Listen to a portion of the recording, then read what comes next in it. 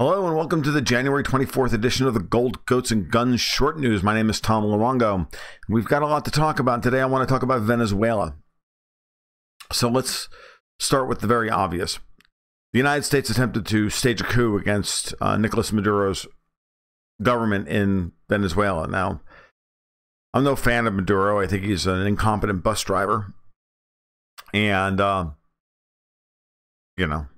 it really comes down to that. The man is incompetent and corrupt, but he's Venezuela's problem. He's not our problem. So why are we attempting to stage a coup against him? Why have we implemented the most ruinous sanctions? Which, by the way, we talk about all these other sanctions that we've put on Iran and all these other headlines. Everybody's forgotten that Venezuela has been under one of the most stringent sanctions regimes that the Trump administration has put into place to date. And this is part of the reason why the Venezuelan economy has completely imploded. They were cut off from international finance. They were cut off from being able to sell to U.S. refiners, which was their main source of revenue. All of this. So this was a planned process of a complete collapse of the Venezuelan economy, society, and everything. And it was designed from the ground up in the White House and in the think tanks of K Street. This has been going on for years. This started with Hugo Chavez repatriating his gold a few years ago. Maduro was rebuffed by the London Metals Exchange, or the LBMA, a couple months ago, when he ordered or asked for his 160 tons of gold to be repatriated. They said no, because guess what? Possession's 9/10 of the law. So at the end of the day, this was always going to end with an attempted coup against Maduro.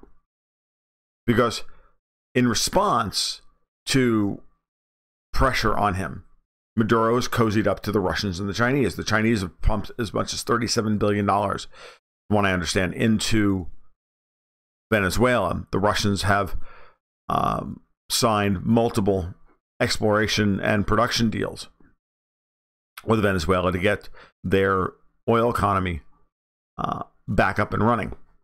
It's been badly neglected for decades through mismanagement. So this is nothing new. Okay, Maduro is just another in a long succession of incompetent leaders in Venezuela, starting with Chavez and now him. And so this is where we are. But the United States wants control over the fourth largest oil reserves in the world. It's all part of Donald Trump's energy dominance policy. And he outlined this last year.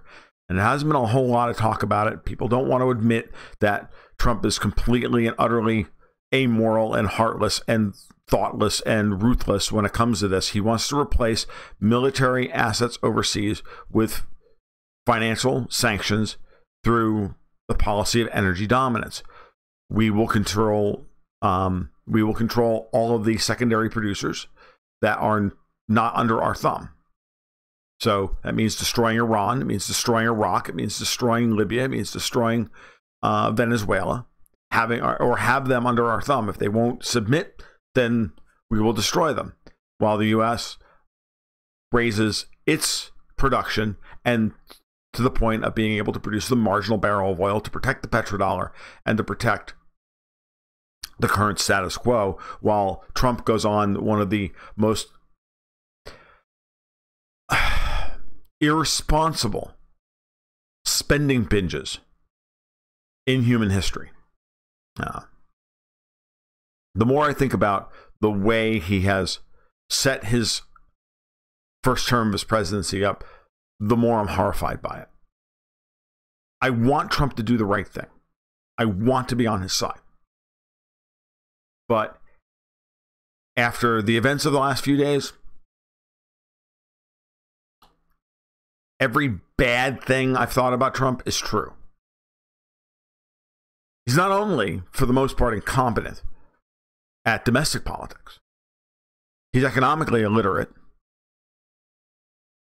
completely and utterly amoral, He has a moral psychopath working for him. And in this respect, the policy in Venezuela, which started over a year ago, is the same blueprint that John Bolton is selling him over Iran. Harshest sanctions regime possible. Destroy the economy, destroy people's lives, and make them ripe for overthrow of the existing government. Doesn't work, though. Never seems to work. John Bolton is an academic, remember. He's never served in the military. He's never done anything other than he's just an academic with an unbelievable amount of pull within U.S. foreign policy circles.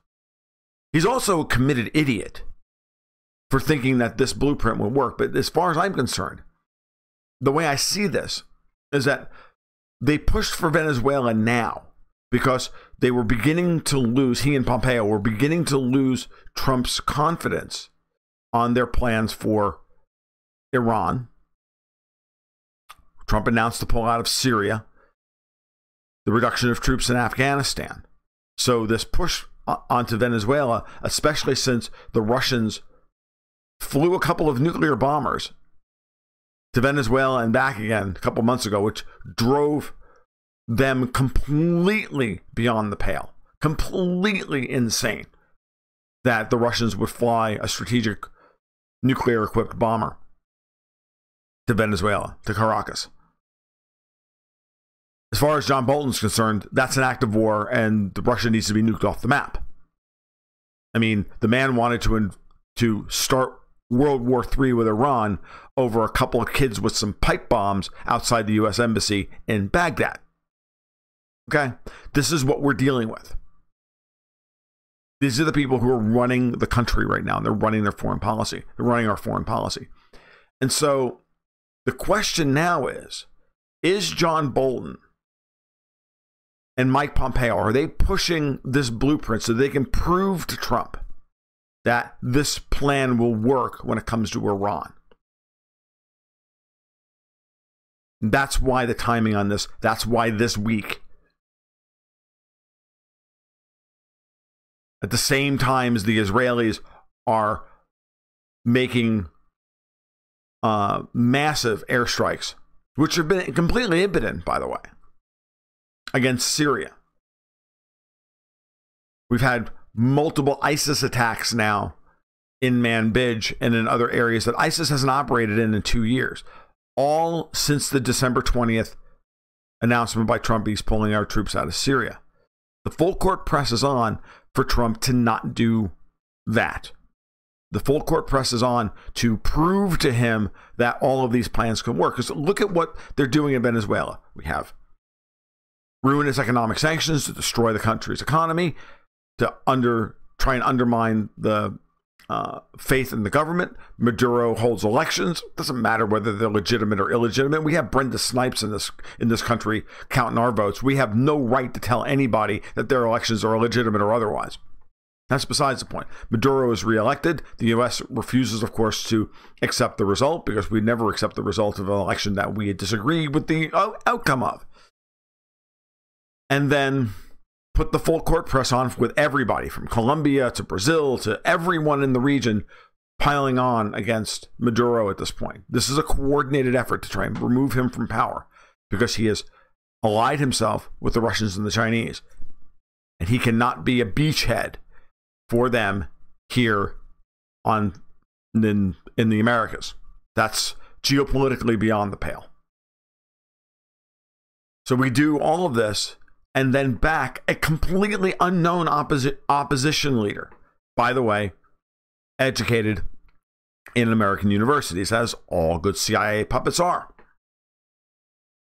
This is no different than what John Bolton is proposing for Iran and what we're in the process of doing with Iran and the Mujahideen al-Haq, the MEK.